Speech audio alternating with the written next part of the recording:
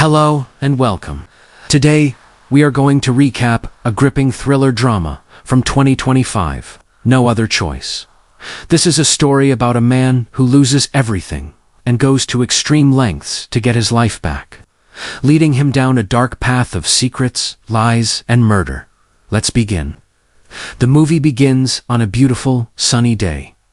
Everything is green and peaceful. We meet Yu Man-soo, a happy family man. He is in his kitchen, cooking a special meal for his family, grilled eel. The eel was a gift from his company. His wife and 2 children are sitting at the table, eating happily. His wife, Yu Miri, teases him. She jokes that the owner of his company, an American man, must know that eel is good for men's stamina. Man-soo laughs and teases her back, saying he sent it on her birthday.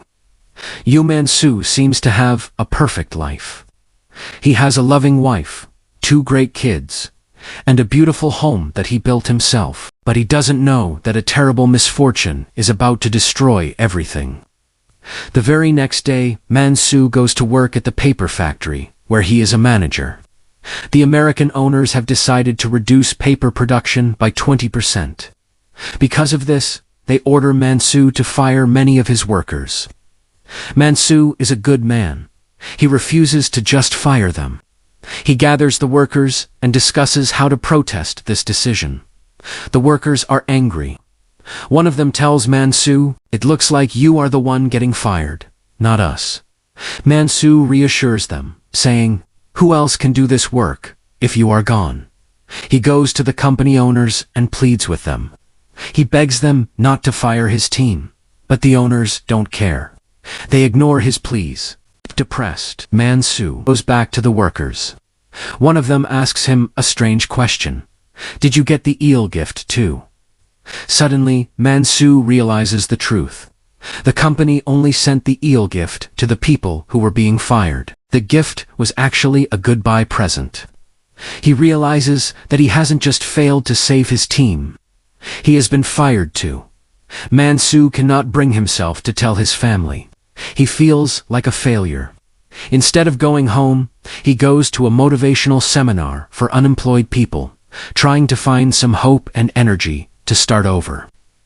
Meanwhile, his wife Miri is happily playing tennis, unaware of the disaster that has hit their family. Man-soo starts looking for a new job. He gets an interview. He writes key words on his hand so he won't forget them. Before he goes in, he video calls his wife. She sees his face. He looks like he is about to cry. She comforts him, reminding him of the brave young man who once proposed to a single mother. She cheers him up, and he goes into the interview. 13 months pass. Man-soo has found a job, but it is not a good one. He is working at a supermarket. One day, an old friend calls him. There is an opening at a new paper company. It is the perfect job for him, using his old skills. Man-soo is excited. He quits his supermarket job immediately. His friend gives him a tip. The interviewer always asks, "What is your greatest weakness?" Man-soo prepares carefully. He calls his wife to ask her what she thinks his weakness is. His wife, thinking it's just a normal question, tells him to say something simple, like he liked planting. But while she is on the phone, she finds a letter in the mail. It is a notice from the bank. They have missed their loan payments. The bank is going to take their house. Man-soo goes to the interview. The executives ask him if he is comfortable working under a younger boss. Man-soo tries to impress them. He tells them about his degree, his Employee of the Year award in 2019, and how he bought his own house. He says his nervousness is actually confidence. But the executives look bored and unimpressed. Then, they ask the big question. "What is your greatest weakness?" Man-soo freezes. He answers honestly. "My greatest weakness is that I cannot tell you what my weakness is." The interview ends badly. As he leaves, another candidate tells him he should check out other companies too. Man-soo sees many other people applying, people just like him who were fired from their old company. The competition is fierce. Man-soo goes home.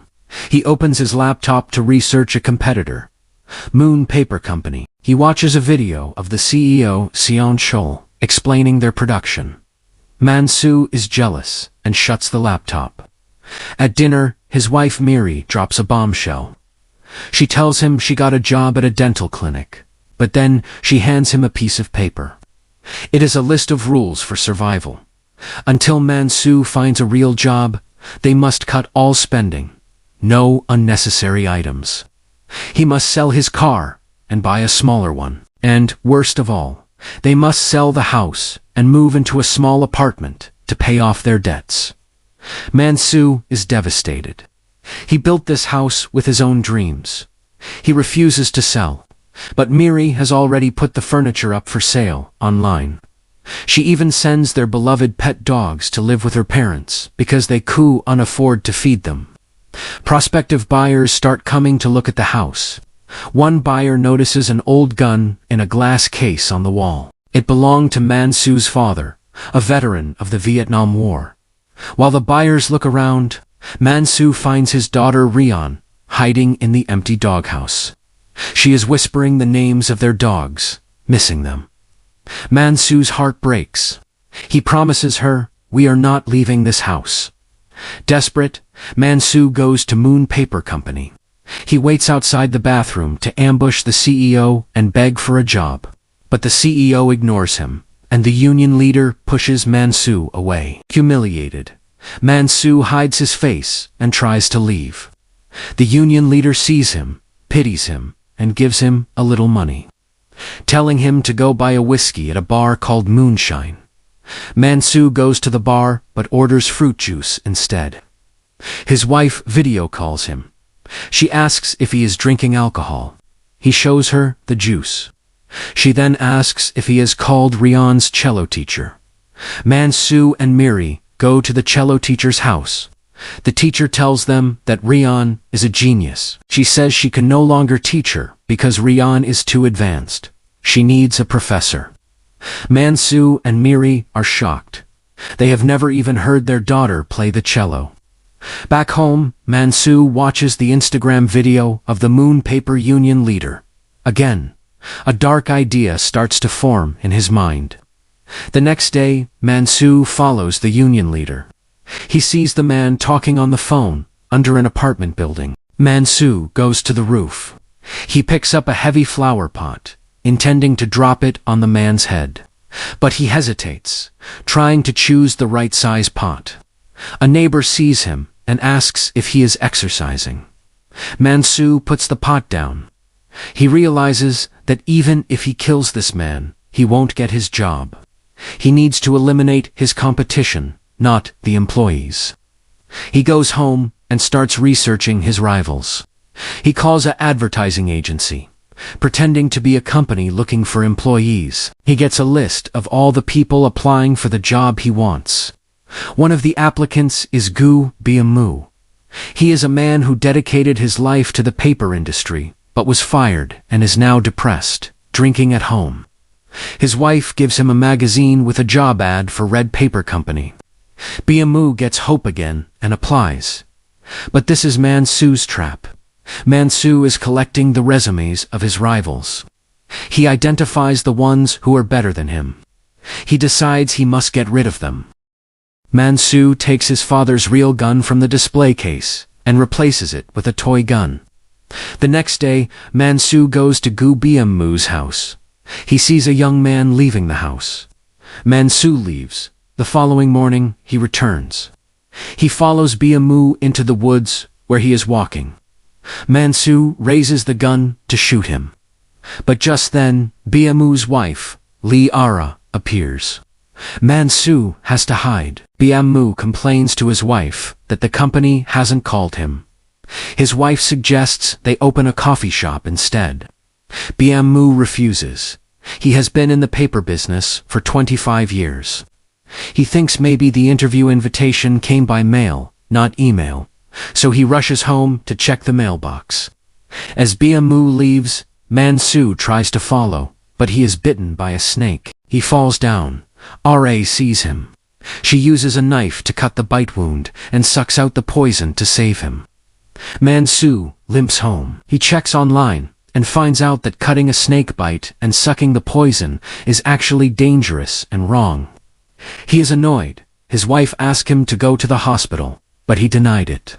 And they are talking about dancing party.